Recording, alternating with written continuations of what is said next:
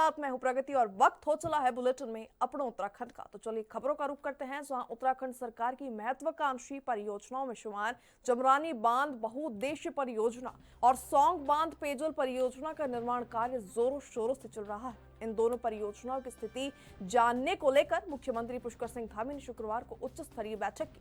बैठक के दौरान सीएम ने अधिकारियों को कार्य में और ज्यादा तेजी लाने के लिए भी निर्देशित किया। दरअसल जमरानी बांध परियोजना के कामों को पूरा करने का लक्ष्य जून 2029 तक का रखा गया था, लेकिन बैठक के दौरान सीएम ने अधिकारियों को निर्देश दिया कि इस परियोजना का निर्माण कार्य दिसंबर 2028 तक पूरा की जाए। वहीं सौंग बांध परियोजना को भी निर्धारित अवधि मार्च 2030 से पहले पूरा करने के लिए निर्देशित किया गया, जिससे से जल्द ये परियोजना पूरी हो सके। ऐसे में जमरानी बांध बहुउद्देश्य परियोजना करीब 38,008 करोड़ रुपए की लागत से बन रही है।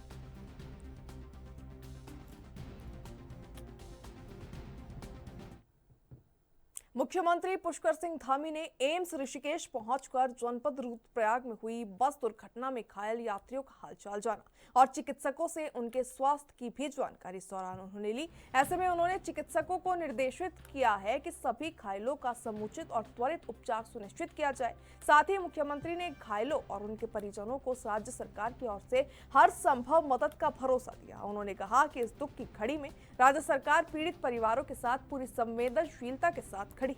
गौरतलब है कि रुद्रप्रयाग बस दुर्घटना में घायलों को मुख्यमंत्री के निर्देश पर एयर एम्बुलेंस के माध्यम से एम्स लाया गया था, जहां उनका इलाज जारी है।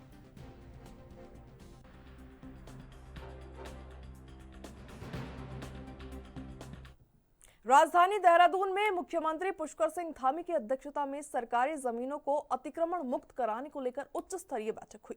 सीएम धामी ने जिलों को निर्देश दिया है कि सिंचाई, वन, पीडब्ल्यूडी और राजस्व विभाग की संयुक्त टीमें बनाकर प्रभावी कार्रवाई की जाए।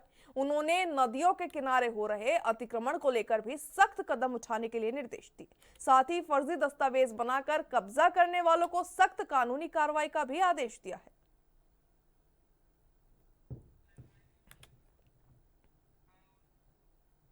उत्तराखंड के पूर्व कैबिनेट मंत्री हरक सिंह रावत के कई साल पुराने सहसपुर भूमि खरीद के मामले को एक बार फिर ईडी ने जांच के दायरे में लाकर खड़ा कर दिया। ईडी ने इस मामले पर हरक सिंह रावत से पूछताछ भी की। उधर हरक सिंह रावत इस कार्रवाई को राजनीतिक नुकसान पहुंचाने के इरादे से की गई कार्रवाई बता रहे हैं।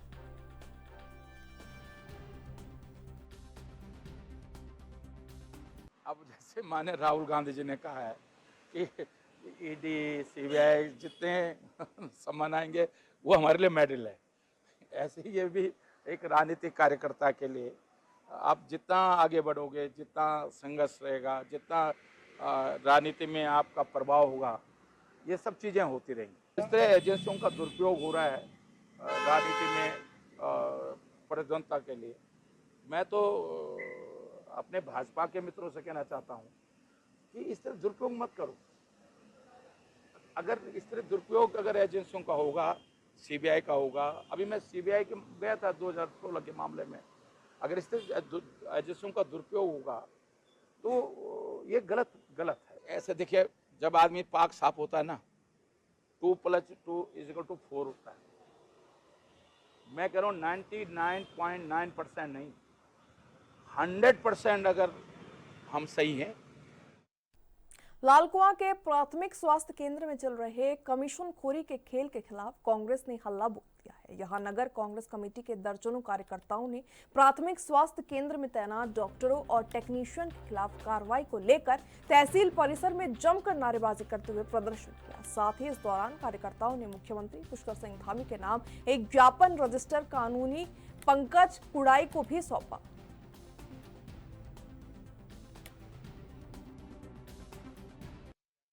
हम पिछली बार भी पिछले महीने हमने ज्ञापन दिया था कि भी अस्पताल में व्यापक अनियमितता है, गरीब बेचारे जो आदमी हैं, क्योंकि अस्पताल में सरकारी अस्पताल में गरीब आदमी ही आता है और वो वहाँ निःशुल्क इलाज की व्यवस्था पूरी है, मगर जांच की व्यवस्था बाहर से लिखते हैं और उनको दवाइयाँ भी बाहर से लिखने को मजबूर किया जाता है उनको देने को। तो हमारा उनसे अनुरोध है शासन प्रशासन से कि अविलंब इनके ऊपर कार्रवाई की जाए, नहीं तो हम लोग आंदोलन को बाध्य होंगे। तो मिलीभगत तो है, तो इसीलिए तो हम आंदोलन कर रहे हैं यहाँ पर, इसीलिए तो हमने ज्ञापन दिया आज यहाँ पर कि मिलीभगत है। गरीब लोगों को ज़बरदस्ती बाहर उनका जेब में डाला जा रहा है। गरीब बेचारा एक सरकारी अस्पताल में अमीर आदमी आता नहीं है, गरीब आदमी सरकारी अस्पताल में आता है। कुआं तहसीलदार महोदय के द्वारा माननीय मुख्यमंत्री जी को एक ज्ञापन आज कांग्रेस पार्टी ने दिया है, जिसमें हमारी मुख्य मांग ये है कि लालकुआं नगर में जो सरकारी अस्पताल है, इसमें यहाँ के वरिष्ठ चिकित्सकों और जो है लैब टेक्नीशियन, इनके द्वारा जो है सारी जांचों को, जो भी जांच यहाँ पर निःशुल्क होती हैं, वो जांचें बाहर की लैबों में भेजा जा रहा है। और ऐसा सुनने में आया है कि जो यहाँ लैब टेक्नीशियन हैं, उन्होंने अपने प्राइवेट जो है लैब बाहर खोल रखे हैं और वो पैसा कमाने के लिए यहाँ पर आए हुए हैं। हमारा माननीय मुख्यमंत्री जी से ये अनुरोध है कि आप अविलंब इन दोनों का यहाँ पर से पहले मैं आपको, आपके जितने पत्रकार बंधु हैं, चाहे वो गौरव भाई हों, चाहे जाफर भाई हों, साहू भाई हों, सभी को बधाई के पात्र हैं। आपने गरीबों की आवाज़ को एक उचित मंच पर उठाने की, उसका निराकरण करने के लिए संघर्ष करने का एक जज्बा जो आपने उठाया है, इसलिए हम आप सब लोग बधाई के पात्र हैं। ये बढ़ता भ्रष्टाचार आज का कोई नया नहीं है, बहुत पुराना भ्रष्टाचार चल रहा है। जब से भारतीय जनता पार्टी की सरकार आई है, तब से दबे जवान से यहाँ भ्रष्टाचार चरम सीमा पर है। इस बात को सत्ता पक्ष के लोग भी कबूल करते हैं कि यहाँ बढ़ता भ्रष्टाचार है, इसका निराकरण होना चाहिए। जबकि पास के ही हल्दू चौड़ हो, मोटा हल्दू, वहाँ आराम से चल रहा है, सब कुछ चल रहा है। उत्तराखंड में चारधाम यात्रा सुचारू और सुरक्षित रूप से जारी है। बीकेटीसी अध्यक्ष हेमंत द्विवेदी ने बताया कि बद्रीनाथ और केदारनाथ सहित आपको बता दें समिति के 47 मंदिरों में दर्शन किए जा रहे हैं। अब तक 22 लाख से ज्यादा श्रद्धालु यात्रा कर चुके हैं और लगभग 44 करोड़ रुपए की आमदनी भी हो चुकी है। ऐसे में मानसून के चलते यात्रियों की संख्या में हल्की सी कमी देखने को मिली, लेकिन सितंबर के बाद फिर तेजी आने का अनुमान है। मुख्यमंत्री धामी खुद यात्रा की मॉनिटरिंग कर रहे हैं।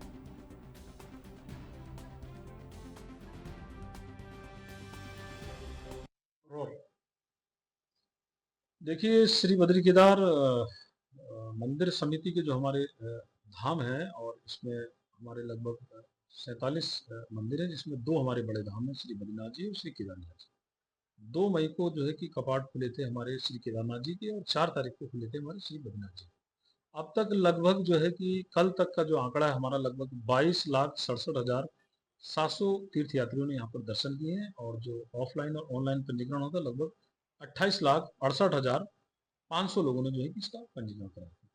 सभी यात्रियों के लिए जिस प्रकार से यात्रा के सीजन में हमारे जिला प्रशासन, हमारा प्रशासन, हमारे यशस्वी मुख्यमंत्री, आपको मालूम है जब कपाट खुले थे तो चारों धामों में हमारे मुख्यमंत्री जी स्वयं उपस्थित थे, बद्रीनाथ जी, केदारनाथ जी, यमुनोत्री, गंगोत्री। सरकार ने जो सरकार संकल्पबद्ध है सभी तीर्थयात्रियों के लिए, देश भर से जो इन धामों में पूरे तीर्थयात्री आते हैं, लगातार तीर्थयात्रियों की संख्या में बढ़ोतरी हो रही है। उनको किस प्रकार से सुलभ, सरल और सहज और सुरक्षित जो है कि हम यात्रा उनकी करें और उनको दर्शन। भाजपा संगठनात्मक चुनाव को लेकर एक बार फिर सक्रिय हो गई है। केंद्रीय संगठन ने राज्य मंत्री हर्ष मल्होत्रा को प्रदेश चुनाव अधिकारी नियुक्त किया है। भाजपा प्रदेश अध्यक्ष ने बताया कि आगे की प्रक्रिया विधायक खजानदास तय करेंगे। साथ ही जुलाई तक प्रदेश का नया संगठनात्मक ढांचा तैयार हो जाएगा और नया प्रदेश अध्यक्ष भी घोषित हो जाएगा। इससे लंबे समय से चल रही संगठन निर्माण की प्रक्रिया भी विराम पर आ जाएगी।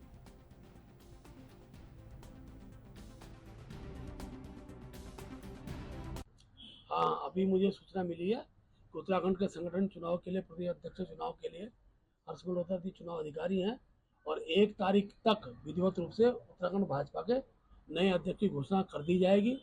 मुझे लगता है कि हमारे प्रदेश के चुनाव अधिकारी हैं अपने माननीय खजानदास जी, वो विधिवत रूप से चुनाव के कार्यक्रम घोषित करेंगे, जिसके ध्यान से आप तक। हरिद्वार में पिछले दिनों भाजपा नेत्री द्वारा अपनी ही बेटी का यौन उत्पीड़न करवाने का मामला सुर्खियों में रहा था। इस मामले में एक बार फिर अब तूल पकड़ा गया है, जब कांग्रेसी महिला की अध्यक्ष ज्योति रौतेला ने सरकार की कार्यप्रणाली पर सवाल और निशान उठाते हुए आरोप लगाया कि मुख्य आरोपी को जेल में सारी सुख सुविधाएं मुहैया कराई जा रही है और ये सरकार के सहयोग से ही संभव है। इस पर भाजपा प्रवक्ता ने जवाब देते हुए कहा कि जेल अपने नियमों से चलती है और किसको कितनी छूट और क्या सुविधा देनी है ये जेल मैनुअल के हिसाब से तय किया जाता है। इसमें सरकार का कोई लेना देना नहीं है। कांग्रेस निराधार आरोप लगा रही है।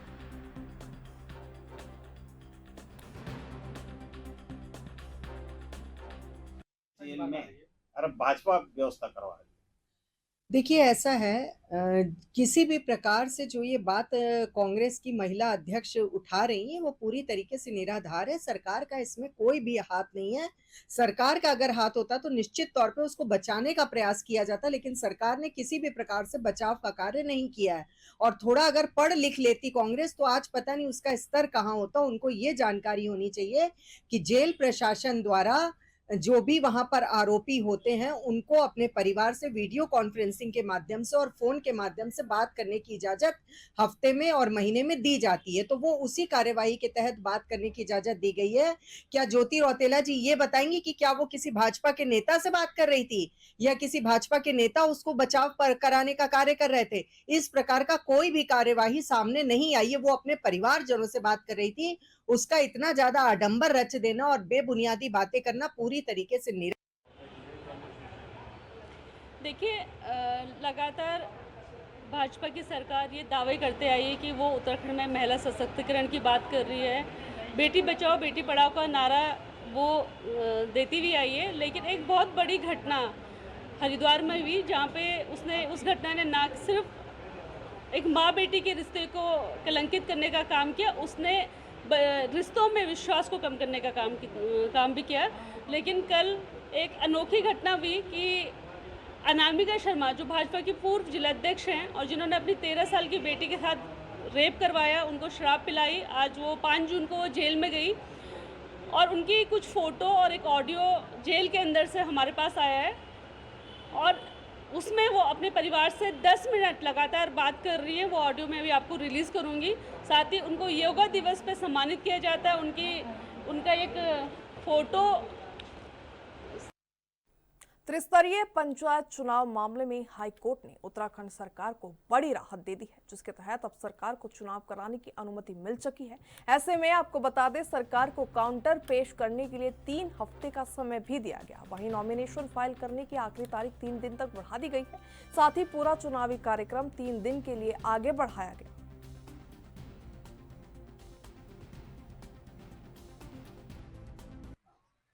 देखिए, हम शुरू से ही इस बात को कह रहे थे कि सरकार की जो आरक्षण घोषित सरकार द्वारा किया गया और बहुत जल्दी से जल्दी चुनाव हो, जो सरकार की मंशा थी, उसके आधार पर विधिवत रूप से चुनाव घोषित किया गया था।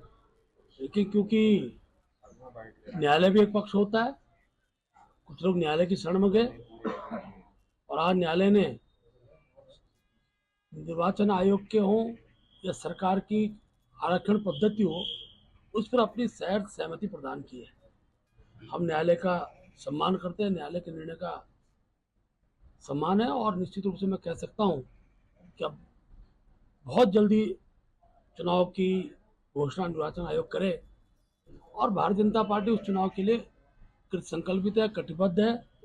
हमने अपने पर्यवेक्षक भेज दिए थे। देखिए, माननीय उच्च न्यायालय ने पंचायत चुनाव के बारे में जो आज निर्णय दिया है, कांग्रेस पार्टी उसका स्वागत करती है। हम चुनाव के लिए शुरू से तैयार थे। जब कार्यकाल समाप्त हुआ था पंचायतों का, उस समय भी कांग्रेस ने मांग करी थी कि तत्काल चुनाव का कार्यक्रम घोषित किया जाए। सरकार ने नहीं किया। जिन लोगों को भंग किया था उन्हीं को प्रशासक नियुक्त कर दिया। उनका कार्यकाल समाप्त हो गया तो उसके बाद आपने अधिकारियों को प्रशासक नियुक्त कर दिया। उनका भी कार्यकाल समाप्त हो गया तो आपने अध्यादेश भेज दिया राज्यपाल के पास। राज्यपाल ने अध्यादेश वापस कर दिया। हाईकोर्ट ने आपको लताड़ लगाई। आपने चुनाव का कार्यक्रम ऐसा घोषित किया कि उसको लोगों ने कोर्ट में चुनौती दे दी, वो स्टे हो गया। कांग्रेस पार्टी तो शुरू से तैयार थी। सारा जो कैओस हुआ है, सारी अफरा तफरी हुई है, ये सरकार की वजह से हुई है। आज हाईकोर्ट ने दोबारा से आदेश दिया है राज्य निर्वाचन आयोग को चुनाव कराने का। राज्य निर्वाचन आयोग कार्यक्रम घोषित करे। हम लोग चुनाव के लिए तैयार हैं। हमारे जिला प्रभारी।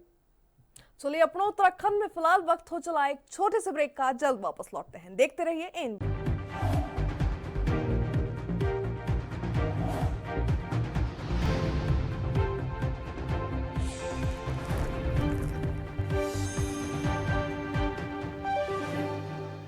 जहां उत्तराखंड में मानसून की दस्तक के साथ ही देहरादून एक बार फिर जल भराव, टूटी सड़कों और गंदगी से जूझ रहा है। कांग्रेस प्रवक्ता प्रतिमा सिंह ने नगर निगम पर निशाना साधते हुए कहा कि चुनावी वादे और जमीनी हकीकत में बड़ा फर्क है। उन्होंने देहरादून की हालत को लेकर सरकार की कार्य प्रणाली पर भी तीखे सवाल खड़े किए। वहीं नगर आयुक्त ने सफाई को लेकर कहा कि जनवरी से नाले साफ किए जा रहे थे और 24,000 मीट्रिक टन कचरा भी हटाया गया है।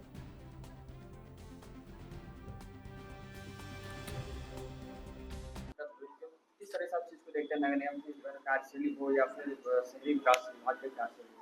देखिए, ये नगर निगम जब चुनाव हो रहे थे, आप सबको भी याद होगा कि इनके जो घोषणा पत्र था, उसमें इन्होंने बड़ी-बड़ी बातें करी थी कि 1 महीने के अंदर कूड़े का जो निस्तारण है, वो सही से किया जाएगा। ये जो नालियाँ चौक होती हैं, जहाँ पे पानी रुकता है और सीवेज की व्यवस्था दुरुस्त करने का जो है कार्य किया जाएगा। आज 4 महीने से भी ज़्यादा का जो है समय बीत चुका है, लेकिन कूड़े का निस्तारण भी बिल्कुल जो है जस का तस पड़ा हुआ है। बारिश का मौसम है, बारिश के मौसम में जहाँ पर एक दिन भी कूड़ा रखना मुश्किल होता है, वहाँ पर लोगों के घरों में 12-12 दिन के बाद जो है कूड़े की गाड़ियां पहुंच रही है। ये अपने आप में बड़ी शर्म की बात है और ये दर्शाता है कि भाजपा की कथनी और करनी में बहुत बड़ा फर्क होता है। आप कहीं पर रोड बनाते हैं, फिर आप भूल जाते हैं कि सीवेज लाइन। जो वर्षा काल अब शुरू हो चुका है, इसी को लेकर के नगर निगम ने पहले से ही जनवरी माह से ही हम लोगों ने नालों की सफाई का कार्य शुरू कर दिया था और लगभग 46 नाला और जितने भी हमारे प्रमुख नदी और उनकी ट्रिब्यूटरीज हैं, उन सभी को कवर करते हुए उनमें से 24 से 25,000 मीट्रिक टन वेस्ट निकाला गया है नगर निगम के द्वारा। इसके अलावा जितनी भी हमारी क्यूआरटी टीम्स बनाई गई हैं क्षेत्रवार, उनको भी अलर्ट मोड पे रखा गया है। यदि कहीं भी जल भराव की शिकायत प्राप्त होती है तो त्वरित कार्रवाई उसमें की जाए। वाटर पम्प्स का ट्रायल हम लोगों ने कर लिया है, मैकेनिक्स डिप्लॉय कर दिए हैं 24/7 और इसके साथ साथ कार्य योजनाएँ भी टेकअप की गई हैं, जहाँ पर नालियों में कुछ विकास कार्य भी होने थे, कुछ कार्य योजनाएँ सौंपी गई थी माननीय पार्षदों द्वारा। उत्तराखंड में हरिद्वार जिला छोड़ बाकी प्रदेश के 12 जिलों में त्रिस्तरीय पंचायत चुनाव कराए जाने संबंधित अधिसूचना अब जारी हो गई है। जहां उत्तराखंड शासन की ओर से चुनावी कार्यक्रम की अधिसूचना जारी होने के बाद राज्य निर्वाचन आयोग ने भी चुनावी अधिसूचना जारी कर दी है। जारी अधिसूचना के अनुसार प्रदेश में 2 चरणों में पंचायत चुनाव कराए जाएंगे। 30 जून को जिला निर्वाचन अधिकारी की ओर से अधिसूचना जारी की जाएगी। पहले चरण के तहत मतदान 24 जुलाई और दूसरे चरण के तहत मतदान 28 जुलाई को कराए जाएंगे। साथ ही 31 जुलाई को मतगणना होगी।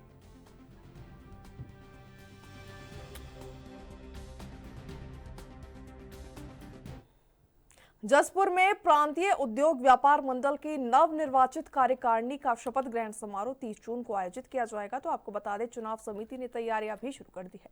कार्यक्रम में कुमाऊं मंडल, जिले के पदाधिकारी, 2 राज्य मंत्री और सैकड़ों व्यापारी मौजूद रहेंगे। नवनिर्वाचित अध्यक्ष हरिओम सिंह अरोड़ा ने बताया कि समारोह को भव्य और ऐतिहासिक बनाने की पूरी तैयारी की जा रही है। व्यापारी वर्ग इस आयोजन को लेकर बेहद उत्साहित नजर आया।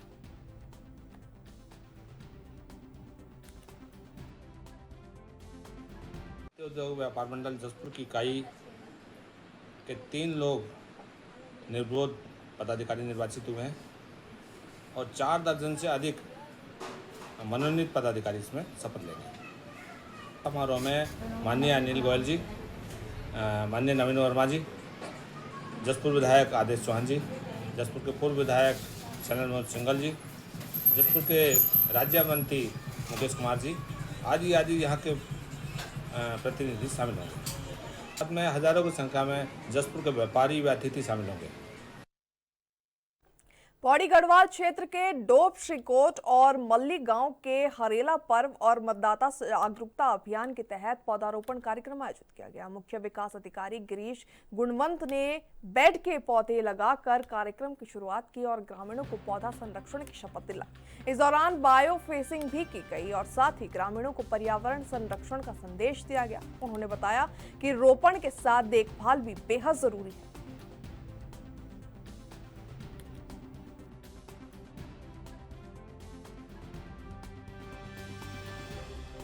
कि हमें सबसे बड़ा सहयोग तो हमें होम उत्थान से मिल रहा है, जिसकी वजह से सीडीओ सर भी शायद हमारे यहाँ पे पहुँच रहे हैं, क्योंकि हमें तो पहले कोई जानता भी नहीं था। पर हाँ, जब से हमें होम उत्थान का सपोर्ट मिला है, सीडीओ सर आ रहे हैं और कई अधिकारी आते हैं जो कि यहाँ पे देखते हैं, सर्वे करते हैं और हमें काफ़ी सारी सहायता मिलती है उससे। मैं यही कहना चाहती हूँ हर उस महिला के लिए जो कि इस काम को करना चाहता है कि हम जब तक मेहनत नहीं करेंगे तब तक कुछ भी नहीं होगा।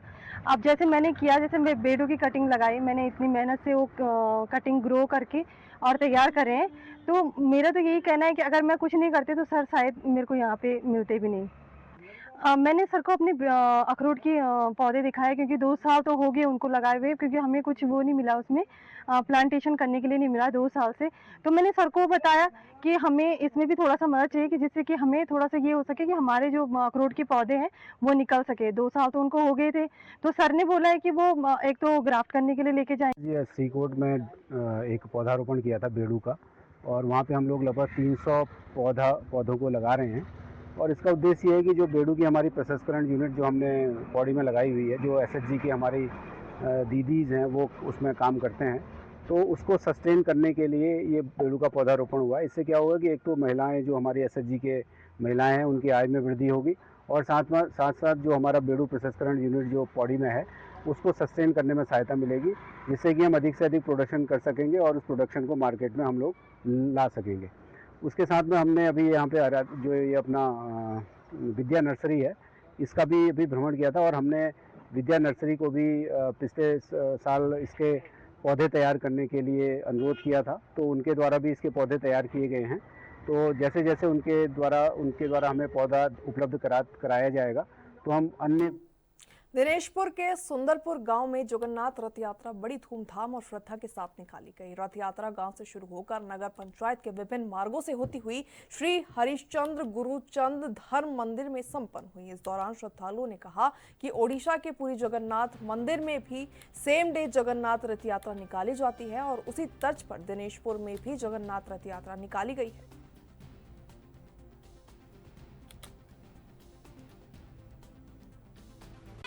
जैसे कि सभी को पता है कि उड़ीसा पुरी जगन्नाथ धाम में ये यात्रा निकाली जाती है, तो उसी के अनुरूप हम पिछले 4-5 सालों से हमारे गांव से सहदेव मंडल, हमारे एक जमाई है, तो वो निकालते हैं। वो खुद ये रथ तैयार किया है और उनके अनुयायी में हम निकालते हैं।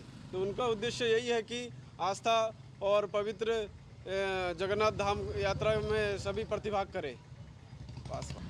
ये आज सुंदरपुर से निकाल के हम हरि मंदिर होते हुए दिनेशपुर चौराहे घूम के फिर हम सुंदरपुर में एक व्यक्ति है हरिपद विश्वास जी के घर, वहाँ उनके मौसी जी के यहाँ रुकेगी।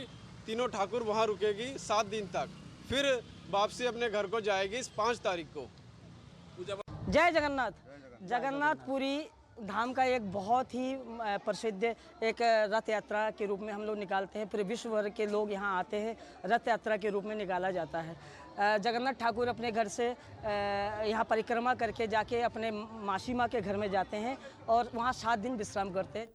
उत्तराखंड राज्य में फिल्मिंग इकोसिस्टम को सशक्त बनाने की दिशा में तेजी से काम हो रहा है। यूएफडीसी के मुख्य कार्यकारी अधिकारी बंशीधर तिवारी ने बताया कि नीतिगत सुधार, अवसंचारण विकास और स्थानीय प्रतिभा संवर्धन पर जोर दिया जा रहा है। राज्य में कम चर्चित स्थलों पर शूटिंग करने पर फिल्म निर्माताओं को 5% अतिरिक्त सब्सिडी मिलेगी। साथ ही स्थानीय कलाकारों को प्राथमिकता देने और पर्वतीय क्षेत्रों में सिनेमा हॉल बढ़ाने हेतु 25 लाख की एक मुश्त सब्सिडी भी दी जाएगी। साथ ही आपको बता दें कि उत्तराखंड फिल्म फेस्टिवल और राज्य फिल्म पुरस्कार की योजना भी कार्य पर है।